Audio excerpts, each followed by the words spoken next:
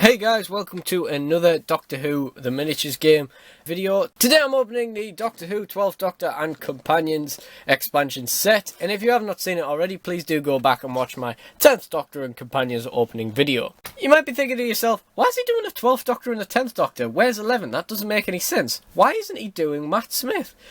There's a couple of very simple answers to that. First of all, these were cheap on Amazon, and the other set was not. Second of all, in the 11th Doctor set, there's no characters like Wilf or Strax, which I absolutely love and would buy this just for them. And finally, what they do have in the 11th Doctor set is Rory, who I'm not a massive fan of, and Riversong, Amy and Clara, all of which I don't like. So although I do like the 11th Doctor, I think I'll get him with the 3 Doctors expansion he comes in instead. Anyway, without further waffling, let's crack into this. Got it upside down, man. Alright. So take the film off, and then we're going to open this as carefully as we can to preserve the box. So on the back of the box is a little... Ooh, you can't see that. On the back of the box is a little picture of what the sculpts look like when they're painted. And the worst looking ones are Clara and Strax, I'd say. But they're all pretty good. I mean, you can only do miniatures. There's so much of a likeness, I guess. Okay, so inside the box, as always, there's another box wrapped around with card that includes information about the companions and the 12th Doctor himself. Very rattling in this one. And the sonic sunglasses as well, apparently. Which I still can't really decide to myself whether that was cringeworthy or not, but yeah, whatever. Okay, so we're going to pop this open. It's got the lovely Gallifreyan symbol on it again. It's in lovely dark blue plastic, just like the 10th Doctor set and all the others for that matter. And we're going to do what we did last time and just start off in the top corner and work our way around. So, first of all, we have Clara.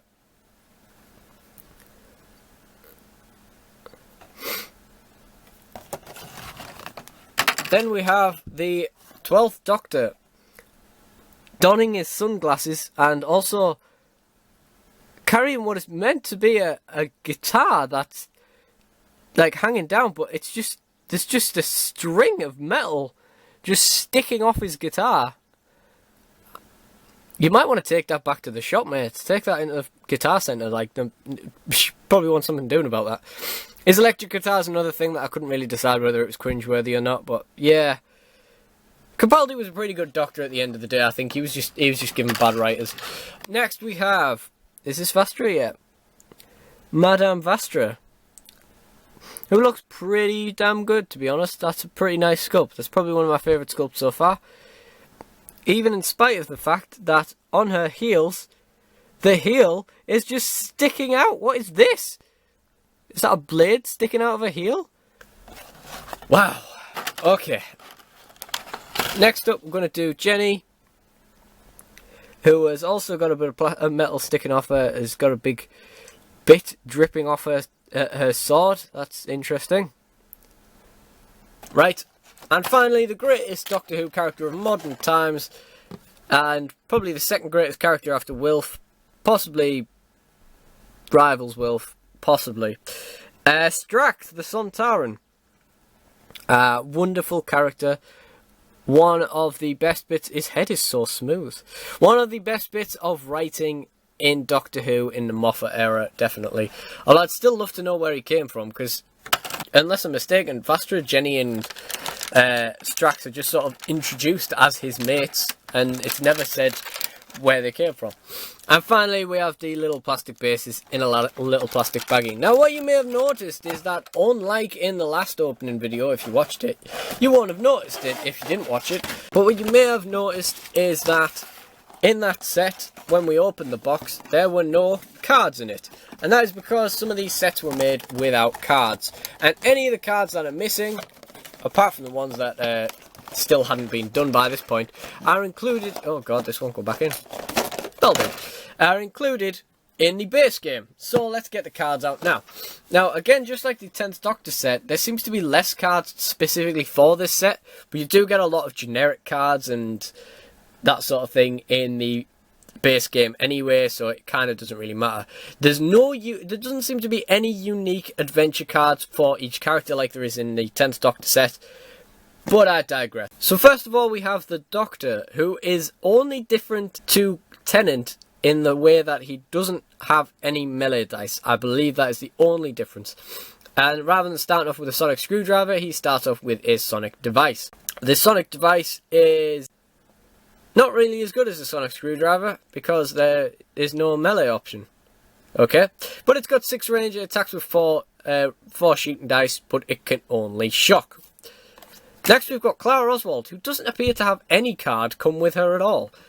She is a 4 movement, 2 resilience, 0 melee dice, and 0 shooting dice. She can't really fight at all.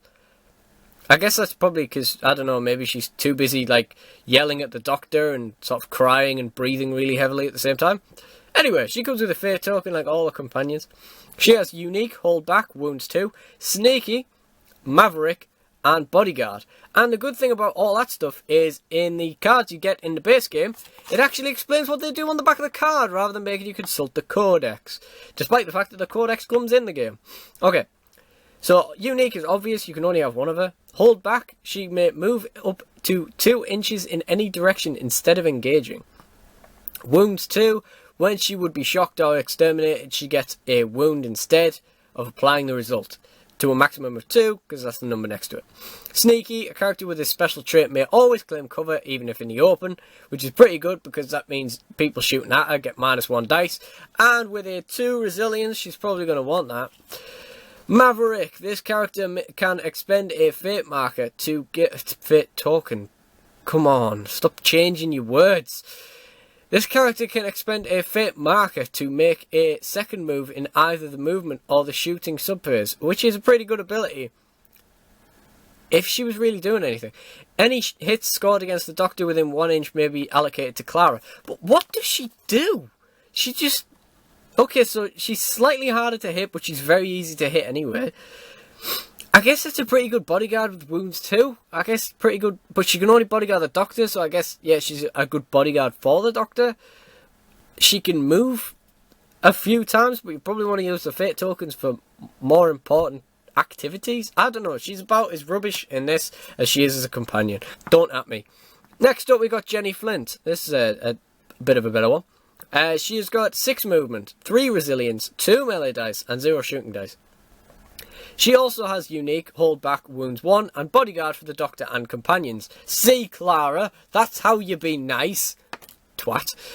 She also has My Stuff Sword, which means she begins the game with a sword attached, and all the other abilities we've already just went through, but I'll hold them up there for you anyway, so that if the camera was focused in, you'd be able to read them. And then we've got the sword, which essentially only does melee attacks, obviously, does +1 melee dice, and has piercing. And piercing, that is not written on the back of the card. So I will pause the video here and find out what that is. Piercing, a character or weapon with this trait counts every hit as 2 hits.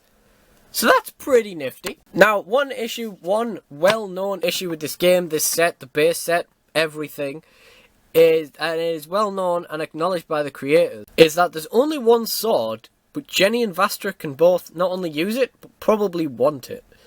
However, if we look at Vastra, who also has a 6 movement, 3 resilience, 2 melee dice and 0 shooting dice, she also comes in with a sword or energy pistol.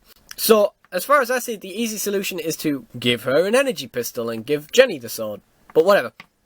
She has Unique, which we spoke about before, Hunter, which we haven't covered yet, Wounds 1, Bodyguard for the Doctor and companions, and My Stuff Sword or Energy Pistol like we mentioned before. And Hunter, essentially, let's have a look.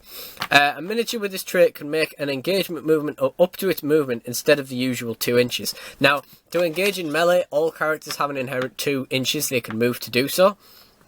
However, that is going to allow her to move all 6 inches to do so. So it's a pretty nifty ability. The Cybermats have got it, and it makes them like really annoying because they just suddenly come flying at you, and like they're not very good. Don't get me wrong, the Cybermats are not very good, but you know they can they can tie you up and kick your ass. They've got the potential to. I suppose with that Hunter ability, you probably are going to want the sword on Vastra. Maybe just don't play Jenny. There's the energy pistol she can have. It is short range, hand weapon, energy. Lovely, let's find out what those mean in a second. It's got a 6-inch range and it shoots with 3 dice. Now let's find out what all that terminology is. Oh my god, I'm sick of going back in this book. Short range, this weapon cannot double its profile when shooting. All weapons can shoot for twice their range, but if they do, they get a dice penalty. What other ones were there?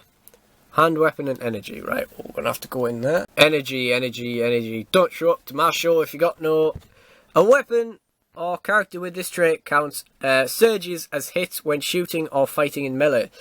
So that's pretty good. And I believe that the hand weapon ability just basically means you can only have 2 of them, and obviously you can't use one with a 2-handed weapon. So that's interesting, but it's got a picture of River Song on it, so I mean, it's a bit shit really, isn't it? Strax, the man of the hour, right. Yeah, he's last. He has got 4 movement. He has got 2 resilience. Because of course he is, he's only a Sontaran. Why would he have like 3, like, you know, Vastra or Jenny? Whatever. He's got +1 melee dice with 0 shooting dice, which is a bit weird. He's got unique, rage, which we haven't covered yet, wounds 1, bodyguard for the doctor and companions, and my stuff, Sontaran blaster and medikit. Now, I'll be honest, I was kind of disappointed by this guy when I first saw him, so hopefully he plays better than he looks. Rage, a miniature with this trait can re-roll all results of jacket when resolving a melee attack, which is pretty good because that is the second most common, or even maybe the first most common side of the dice. Now, when this says reroll all results, that doesn't work for me. That's badly worded. Can reroll all results. That implies you roll them again, and then you roll them again, and then you roll them again, until you don't roll a jacket. Because it's all results. It's bad terminology. It definitely just means once, but yeah. And then, of course, yeah. He comes in with his stuff. So he's got a Sontaran blaster with 6 range, 4 shooting dice, and the energy trait. Nice. And he also has medikit. Discard to immediately recover any shocked character within 2 inches of a selected fully operative character. So that's a pretty good card. But I feel like the shocked state is just kind of a bad way to do damage. Although in saying that, I'm sure a medikit was not going to heal wounds or anything like that. But yeah, the damage system on this game is going to take some getting used to, I think. Anyway, that was the 12th Doctor and Companion set and their corresponding cards from the base set. Thank you for watching, and goodbye.